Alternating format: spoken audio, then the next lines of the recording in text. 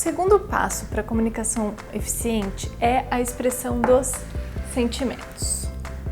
Para expressar esses sentimentos, você precisa, antes de tudo, identificar quais são os sentimentos que estão por trás do que você quer comunicar. Você está comunicando o que sente ou você está atribuindo o seu sentimento à ação do outro? O nosso repertório de palavras para rotular as pessoas costuma ser muito maior do que o vocabulário para descrever o que a gente está sentindo, claramente os nossos estados emocionais.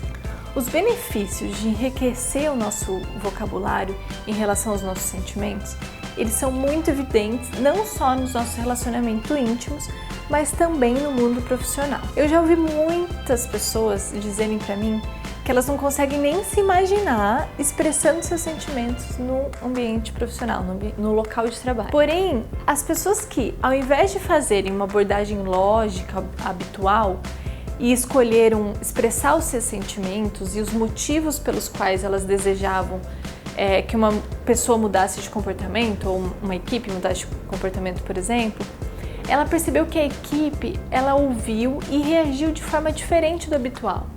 Elas agiram com mais empatia. No final, as pessoas ficavam super espantadas e aliviadas ao saber que, ao invés de terem sido virados vilões ou se mostrar vulnerável, a equipe foi mais proativa e mais empática. Uma vez eu estava fazendo um processo de orientação profissional com 48 jovens. Eu comecei me apresentando, falando as informações sobre o processo, todo o processo de orientação profissional, e eu percebi pela linguagem corporal deles que eles pareciam não estar me ouvindo, não estar muito interessados no que eu estava falando. Alguns ficavam cochichando, outros mexiam no celular, outros estavam encostados assim para trás na cadeira observando as outras pessoas. Até a parede parecia mais interessante que eu. E aí eu comecei a me sentir desconfortável ali naquela situação, mas eu continuei falando, afinal de contas eu tinha preparado a semana inteira as atividades, estava toda empolgada, era meu primeiro dia, minha primeira orientação profissional. E eu continuei falando ali com eles, meio que enfiando o conteúdo que eu tinha para falar goela abaixo neles. E quanto mais eu fazia isso, mais desconfortável eu me sentia com aquela situação. E quanto mais desconfortável eu ficava, mais eles pareciam desinteressados.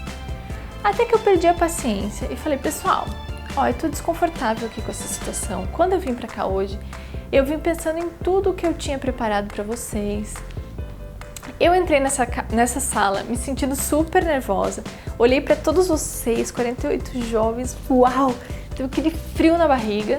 E aí, essa minha expressão de vulnerabilidade com eles deu um efeito inesperado. Eles começaram a me perguntar sobre o processo de orientação profissional, sobre a psicologia, sobre mim, começaram a expressar os sentimentos e receios deles, as dúvidas.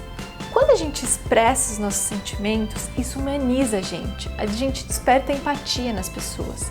E elas ficam mais sensíveis a atender ao nosso pedido, ou elas ficam mais receptivas a ouvir, elas se conectam com você. Mas eu preciso deixar aqui um alerta. Lembra que no começo desse vídeo que eu falei que o nosso repertório de palavras para rotular as pessoas costuma ser maior do que o vocabulário para descrever claramente o que a gente está sentindo? Uma confusão muito comum é usar o verbo sentir quando a gente quer expressar o que a gente está pensando e achando. Quando a gente faz isso, a gente fala muito mais sobre o outro do que sobre nós mesmos.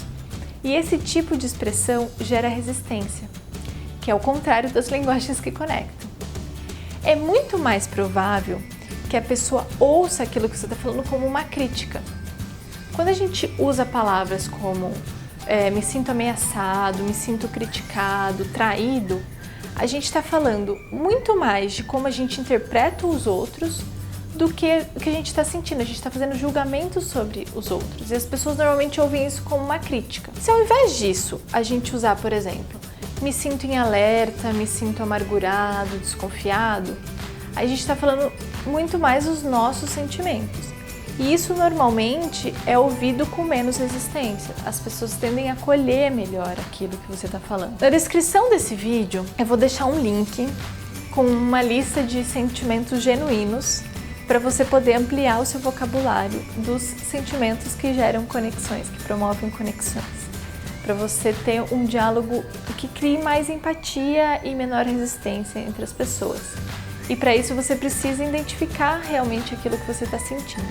E aumentando o vocabulário é uma das formas de fazer isso.